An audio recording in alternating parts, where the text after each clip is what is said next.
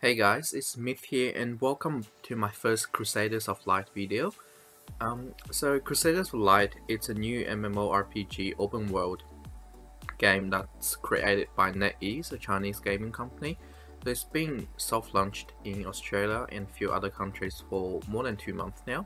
And personally I've been playing this game for around a month and a half.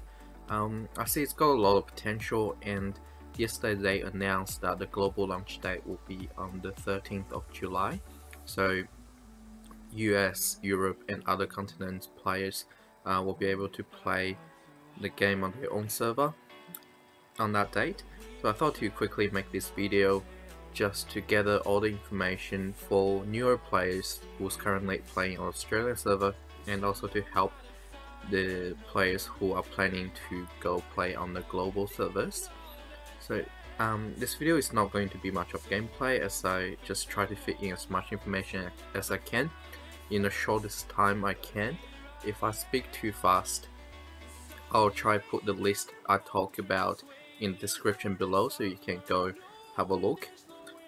Basically, I want to talk about character first. So the three main class in the game: Warrior, Mystic and Ranger, and each of them has different skill paths, 3 skill paths.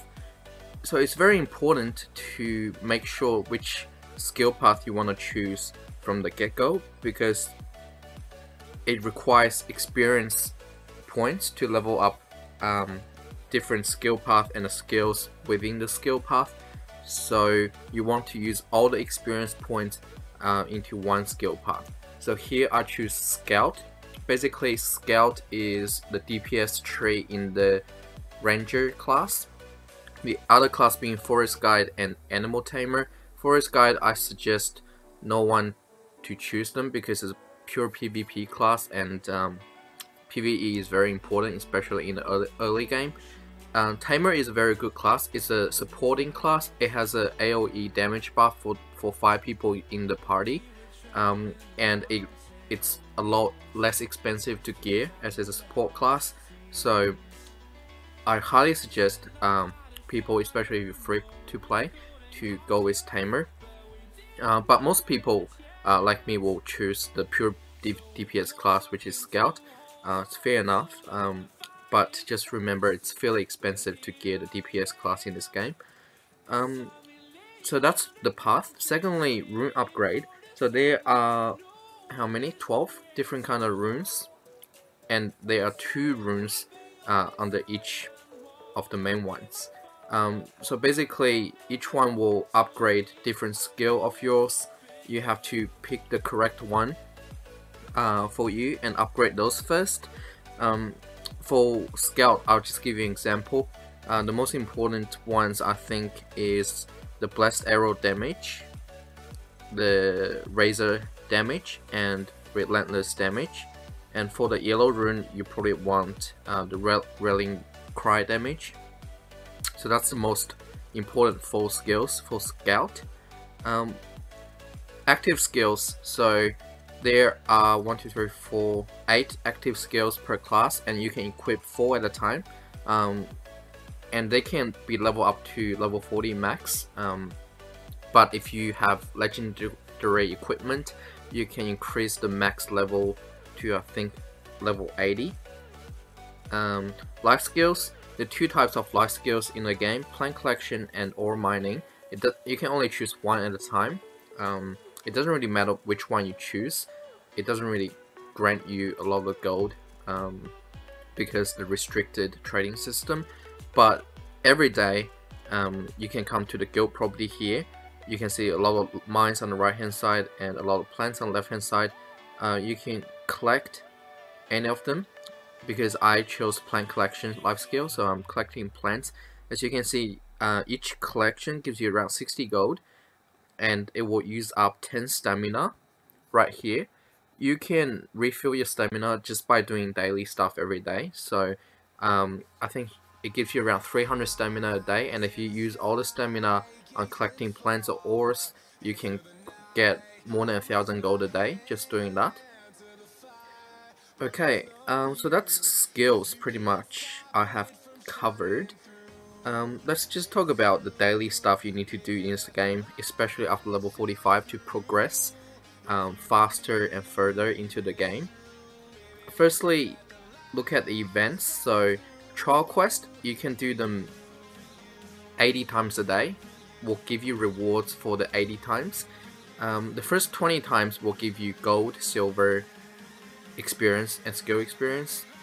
And after the 20 time, from the 21st to the 80th time, you will not get gold and silver, but you will still get experience and skill experience, which is very important for you to progress. So I recommend, if you have time, maybe you can just AFK, leave it on follow, and do trial quest 80 times a day. Also, if you have time, try to be the leader of the trial quest, as it gives you a leader chest, which contains random reward up to relics that you can sell for 40k gold the first 20 tries, I think. Okay, elements. So these are normal elements. You can do 5 times a day, and it gives you some random gems if you're lucky. Mostly you will dismantle for silver and buy the gems of your choice anyways. So, but make sure to do them 5 times a day. Tournaments, it's just another way to give you a small amount of EXP every day, but once you reach the top 100 in ranking, it will give you a nice epic title you can equip. Supply quest, 3 times a day. It takes less than 5 minutes, and it gives you around at least 450 to 500 gold a day, plus some silver. So make sure to do them 3 times a day. Guild property, so basically I already showed you, it's like a guild base, and you can collect plants and ores for gold. Guild quest, you can do it 30 times a week, and it gives you the material to level up your skill path, which is very important. Guild hunt, so with guild hunt, you can check all the guild bosses under beasts. There's 16 of them, and most of them are just normal bosses which are easy to kill. They grant you permanent stat, depends on how many you kill, and some achievements. And there are specific ruler boss that's reset at specific time every day. These are the harder boss and requires great guild coordination to kill them. So make sure you try join a guild that's active and strong enough that will able you to kill the normal boss once a day, and in the future, once everyone's geared up, kill the ruler boss once a day as well. So you can get reward from this boss just 1 time a day. Okay, so that's under events. Time events, protect the relic. It happens 9 PM server time every day, and if you go to daily events here, you can check. So one day is protect the relic, the next is final challenge. So it's just pretty much every second day. Make sure you always complete them, as they give you a lot of rewards. And on Sundays, it's a 5v5 Arena Glorious Championship. Make sure to do that as well. World event Demon Invasion. So this happens at 1 PM every day, server time. The boss drops a random grade gear, which usually is pretty crappy, and you can just dismantle it. But the person who gets last hit on the boss, who kills it, gets 50k gold. So make sure, if you can, during your lunch break, just go kill the world boss. It takes around 5 to 8 minutes. Elemental leaders, you can do them 2 times a day, and this is the only place where it drops ring and pendant blueprint, which you can craft, and depends on the level of the boss. The blueprint can be level 20, 30, or 40. Okay, so that's time events pretty much. And guild bonfire every day, 7:30 PM, and you will come to this guild property again, and all your guild members will be here. There's some Q&A which give you some rewards, and also it's interchangeable with Guild Goblin, as you can see it here, every second day. So make sure to do them if you have time. Again, raid. So there are 4 types of normal raid in this game. You can get the information here. So basically try to complete them 6 times a day. The first 3 times it gives you gold, silver, experience and loots, and the 4th, 5th and 6th time it does not give you gold and silver, but it still grants you loots and experience. So make sure to do them 6 times a day. Heroic, it resets 2 times a week, and your gear requirement, you unlock them even though at level 35, but it's really hard for you to really finish them till you're around level 43, at least level 40 to 43. So make sure to do them 2 times a day.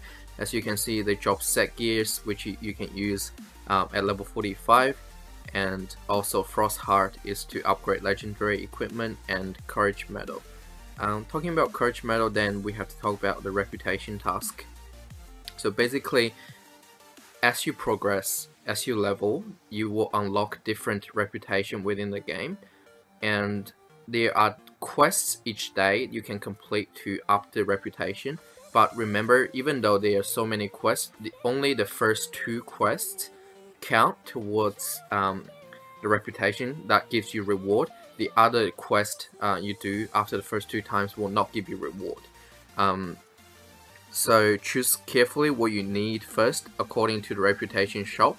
So if we go in here, you can see it sells different parts of the gear, and the ones that you can exchange with Courage Medal, once I think you hit level 40, you will be able to do a quest here every day that gives you 2 Courage Medal, and if you're free to play, I would get everything to worship and exchange at least 1 Courage Medal level 45 gear, level 45 gear,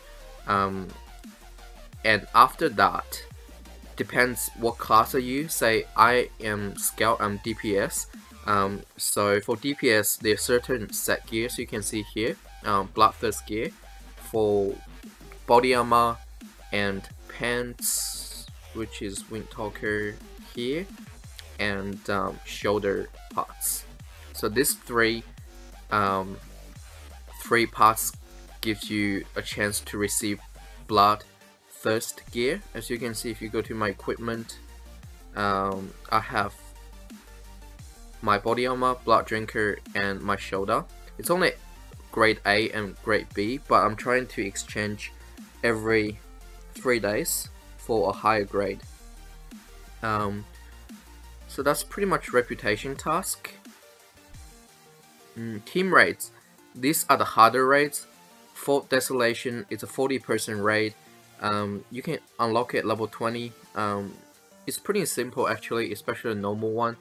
You can go with random party and kill it, but heroic, it's quite a challenge, and no one on the server has yet to be able to kill the second boss. Everlush Valley and Chimera, these 2 raids, they are, I don't suggest you to go in till you geared or till you level 45. The boss has some mechanic which you have to learn.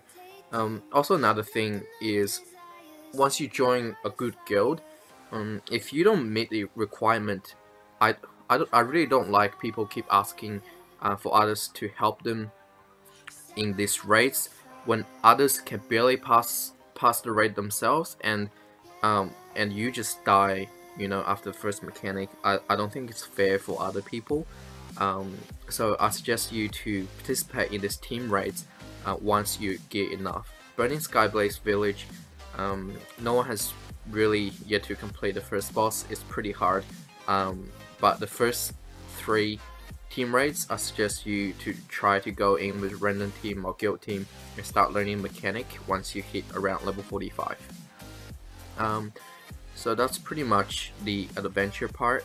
And battlefield, so there are 2 types of battlefield, and they also change every second day. So Searchwind Valley is a 15 versus 15 battlefield, and Guardian Canyon it's a 40 versus 40. you can get reward the first 4 times you participate in the battlefield every day, and you can use the reward it gives you to exchange for gears in this reputation shop here. Mostly you buy this gear, then you dismantle them for essences that you can upgrade your runes with.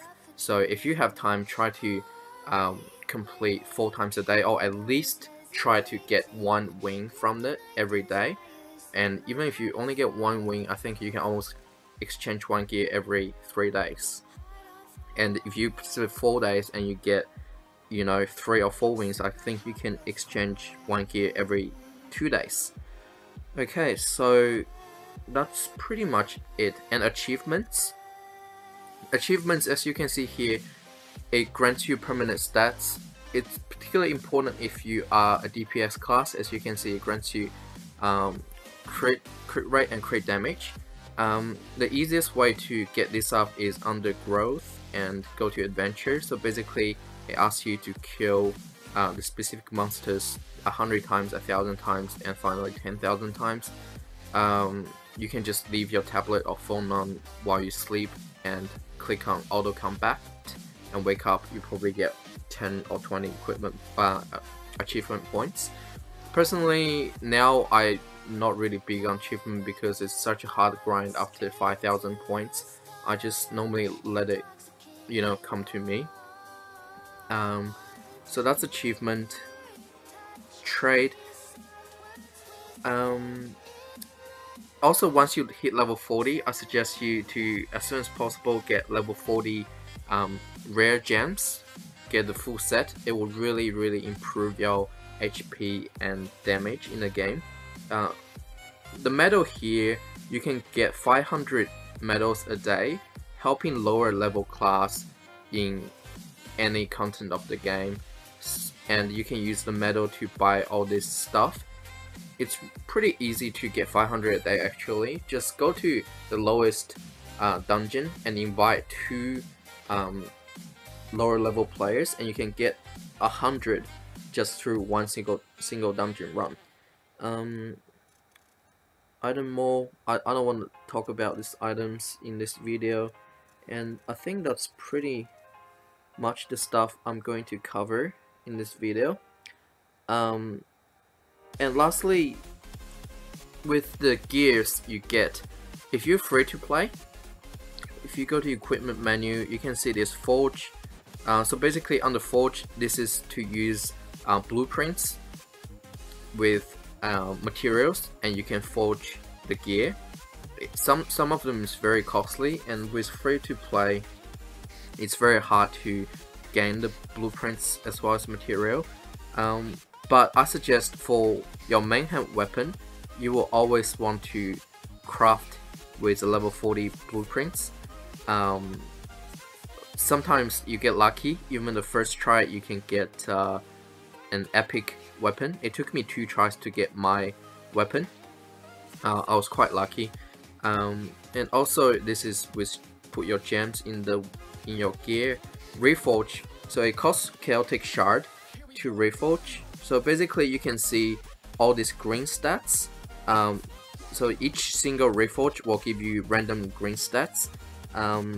I suggest if you're free to play, only reforge gears that are at least A grade or above, and try to reforge as less as you can, because you replace gear really quickly, especially in the early game, so it's not worth to spend a lot of money on reforge.